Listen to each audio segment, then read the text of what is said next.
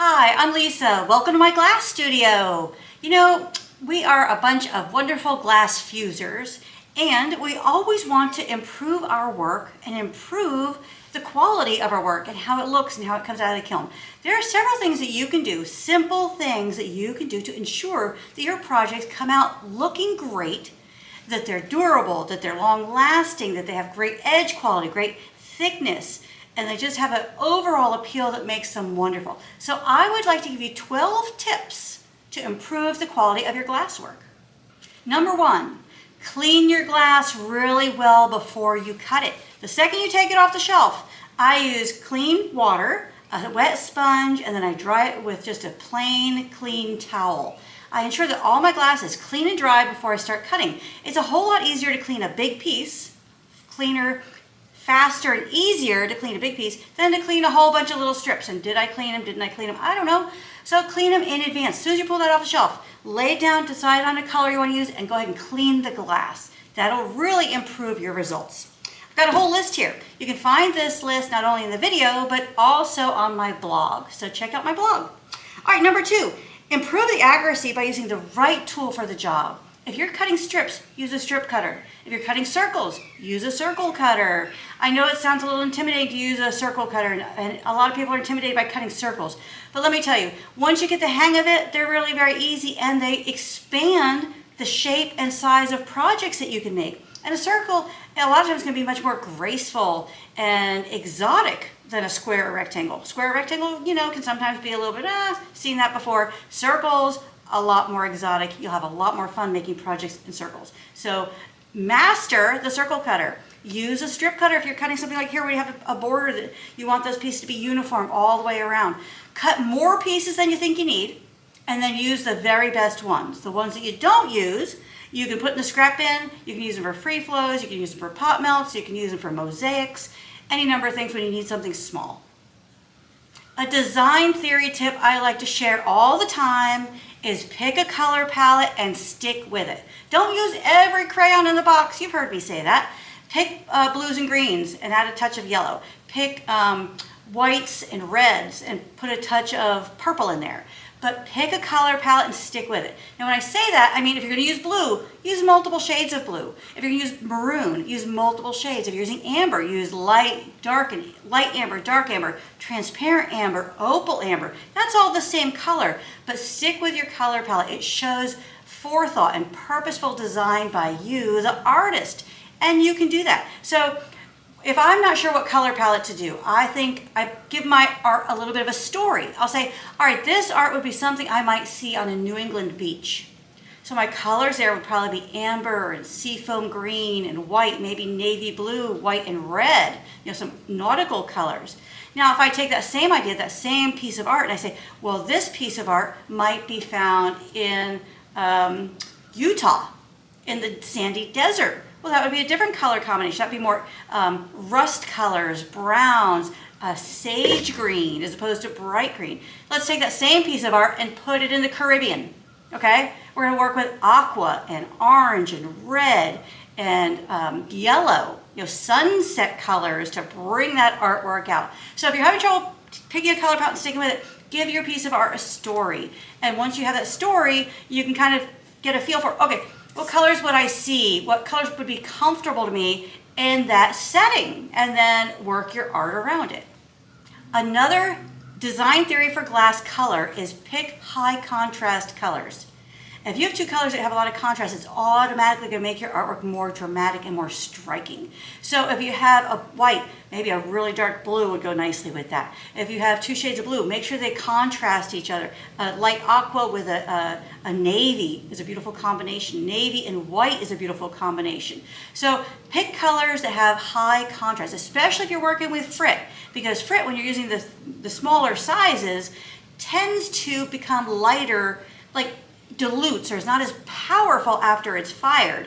So there you really want to use colors that have high contrast to show the shading, the contrast, the color variation, the gradients, and the fullness and roundness that you're trying to create in that art. So use high contrast colors, particularly when you're working with frit.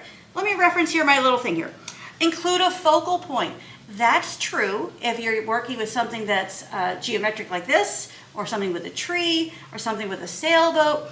Include a focal point. Now, even if you're doing something geometric, your focal point might be one square that's bigger than all the others. It might be a circle among a bunch of squares. It might be just a really tight pattern in one area that expands out and the pattern's loose. But if you can include some sort of focal point that anchors the viewer's attention to your art, makes it more memorable. And when it's more memorable, it's more exciting and more engaging to look at. If you've watched my videos, you've heard me say this. Do your best work. Be proud of it. If you're cutting glass, you say, oh, is that good enough? No, it's not good enough. Take that piece out and recut it, or redesign your piece so that works. Do not sacrifice quality for the material. Got a little itch here, sorry. Do not sacrifice quality for the material. The material is your consumable. The art is your personal message, your personal delivery, your personal, it's you out there. Don't skimp on it. Do your very best work. Do your best work beginning to end. If your pieces don't fit well, recut them. If they don't fit well and it's something that you can't recut, or you can add some frit between those pieces to add more design detail, another attention to detail that you can do, then that's fine too. But make these decisions consciously as an artist and a designer, not because you only have so much glass and you can't do it that way. Add another piece with another piece of glass, add another shade, do something, but don't sacrifice the quality of your work because you broke a piece of glass. Go back and recut it, redo it. So if you're looking at something, oh, is that good enough? I want you to hear me on your shoulder right here, or this shoulder. I don't know, whichever one is the best one. Maybe both shoulders. Lisa would say, redo it, redo it. Most of my pieces are built with 2 full layers of glass plus an accent. When I build that way, I have really clean line quality. I retain my size and shape of the project. The projects are uniform in thickness throughout, and I have really elegant, structurally sound pieces. So I recommend, unless there's a reason you're not doing it because it's a tack piece, or it's just a little ornament maybe for a tree, an ornament in the window, ornament to, that you want it very, very light. But if you're making something like this, these more elegant, more artistic, more sculptural pieces, I would suggest you work with 2 full layers of glass and then accents. 2 full layers, a lot of times the bottom layer is clear because it's inexpensive, it's a consumable, and everything that you lay on top of it, you will see through the glass and from the backside. So the light transmits through it really beautifully. But there's sometimes maybe when white is on the bottom, sometimes my design layer is on the bottom, but I very frequently try to build with 2 full layers plus an accent, and I do that consciously with purpose. So you should too. So when you're starting to build something, don't have 2 layers here and half a layer here and 3 layers here. That creates an inconsistent mass in your work, which can often lead to breakage. So having that uniform thickness not only makes it more attractive, not only makes the perimeter edge higher quality, more uniform, but it also makes the piece more structurally sound. And long term, that's important. A lot of times you might be hanging this piece, or you might be putting it on a table, or you might be giving it away, and you don't want that piece to break because it's not structurally sound. That would be very, very sad. So work 2 full layers plus accent, and you'll have a higher quality, structurally sound, elegant finished pieces. At the very beginning, if you think you're going to slump a project, you should measure the mold first, or if you think you're going to put something in a stand, you should measure the stand first and then build the project accordingly.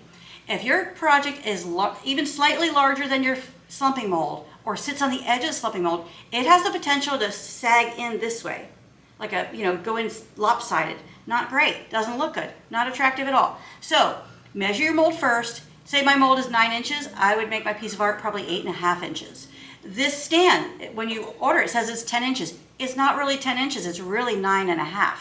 So I suggest if you're going to do a mold, measure that mold first, make your artwork slightly smaller. Then you're ensured that after you do all that work, you put all that time into it, all that money into the materials, all that heart and soul that you put in there, because you made it a little smaller, it's going to come out beautiful. Also, if you got the stand, you don't want to, come out with a piece of art, go to put it in, you're like, uh-oh, it falls through. Wouldn't that be awful? It doesn't fit. Well, you can grind that down, but it's not fun either. So measure it first, then build accordingly. So if you're not going to slump it, if you're just going to, use a square piece, put it on a wall, just make a square piece on the table, then it's not really all that important. Then you don't have to measure the mold because you're not using one. But if you are using one or a stand, I highly recommend you get those molds or those stands in hand first and then measure them before you go on and build. Let's go to the next one. All right, fire projects with other pieces with similar construction. Okay, so let's say that again. Fire pieces with other projects of similar construction. What I mean by that is if you have a project that's going to be a tree ornament and it's one layer with accents, you wouldn't necessarily fire that with a project that's 2 full layers plus accents because they're not going to fire at the same rate, the same time. You're not going to have consistent results. And you want consistent results. You know, once you get, Once you get a relationship with your kiln, you want to make sure that your results are consistent. That's the whole point. That's why you take notes, so you can have that consistent and that look forward to having those pieces come out beautiful every time. So make your piece, so fire your projects, similar projects together to ensure they come out the way you want. Now, if you have a bunch of little ornaments, you can fire 50 ornaments all together in one kiln, fine. But then if you have a project that's 2 full layers and accents, you want to fire that at a separate time because that'll fire a little bit longer, maybe a little bit hotter, maybe it needs a little bit more room in the kiln. I'm not sure. It depends on your project, your fabrication style, your kiln, whole lot of variables there. But you can put a whole bunch of stuff in the kiln. It just has to be a similar type of construction. So tack fuse, one type of firing, full fuse is a second type, slumping is a different type of firing. Those are all separate firings. I get this question all the time. Lisa, what went wrong in my kiln? Was it the firing time? Was it the hold time? Was it the schedule I used? What went wrong? If you're in doubt, the best thing to do is fire slower. First of all, what you should probably do is make a test piece. If it's a new kiln to you, definitely make a test piece, fire it through there, and make notes of your results so you can repeat your successes, and if something didn't go well, you can reference those notes and avoid that in the future. So when you're firing your projects, fire slower. If in doubt, fire slower. That includes when you're full fusing, tack, slump, any of those processes. If you're not sure, go slower. And you can find firing guides, tried, true, tested for 35 years on my website for free. So even if you're doing something bigger, something more elaborate, something thicker, look at those firing guides and use them as a reference, a point of reference to start, and then make your own firing guides slower if you're going bigger. Also, the manufacturers have firing guides on their websites. They're, right there readily accessible for you. So you're not out there alone doing this. Don't go blind. If you're not sure, compare those different firing guides and then pick the slowest number in each sections of those guides in order to give yourself the best chance for success. And we all love a wonderful, successful project, don't we? Number 11, reprime your kiln shelf and molds if they show signs of wear. I reprime my ceramic kiln shelves and fiberboard kiln shelves every time I use them because I don't want to worry. And the primer is inexpensive and it's a safeguard that my glass won't stick. So, what are signs of wear? The primer is chipping, it looks thin, I can see the shelf through it, it's worn off, it's stuck to the back of my artwork. All those are signs of wear you'd want to reprime. Ceramic molds, now those are used at a lower temperature, so the primer tends to last longer for multiple firings. So what's a sign of wear there? It looks thin. I can see the ceramic through the primer. It's stuck to the back of the art. Or I just have a little primer left over from priming a shelf. Well, why not throw it on one of my molds just to use it up? So I'm not just storing it. So when they show signs of wear, be sure to reprime them because that's just silly to risk having your artwork stick to a shelf or stick to a mold when it could have been 100% avoidable by simply adding another coat of primer. Here we are, number 12. This is a biggie. It's so hard to do. It's so hard for me as well. Allow your kiln and the project inside to cool to room temperature, wherever you are in the world, whatever your room temperature is.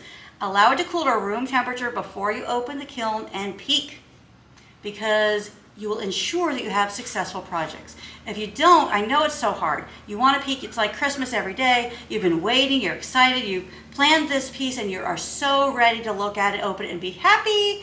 But let me tell you, if you wait, you'll be happier because you'll have greater success. Greater success means you'll be more encouraged and have the energy, the inspiration, the knowledge to repeat that and do more elaborate, more advanced projects beyond that. So everything we do in glass compounds on it. You know, the better you do on this step, the better and easier the next step, the better and easier the next step, and the higher quality the finished piece. So all of these things work hand in hand to ensure that you have great quality projects. So I hope you enjoyed this little rundown of some tips. Something I didn't necessarily put in here, but I did mention was taking notes. Taking notes is a wonderful way, also before and after pictures. Those are two wonderful ways to catalog your process, catalog your progress, and ensure that you can repeat your successes, learn from the things that didn't go well, and avoid them in the future. So I hope you enjoyed this video. I hope you find it helpful. Remember, you can check out my blog. I'll have all this written out there for you. And like, follow, subscribe, and comment. Please comment and share. Of course, share. If you like this video, share it with your friends. Let them know that, hey, Lisa's out here in the studio giving away all this info to help you improve the quality of your artwork. And I'm happy to do that. I love your feedback, love your comments. Thank you so much for all that. We really appreciate you. Also, become a premium video member. What are you waiting for? Come on, we got a bunch of courses. These 3 pieces right here are immediately available to you the second you become a member. And membership has, we've got 3 different tier levels. You can start, low, you can start in the middle. You can get your name on the wall of flame if you're an annual member, which is exciting. We've got a bunch of people up there, a few more to welcome to the wall of flame very soon. So become a premium become a premium video member. This video went a little longer than I anticipated. And gosh, I'm running out of words if you can believe that. Anyway, we'd love to have you. Enjoyed hanging out with you here today, and until next time, happy fusing.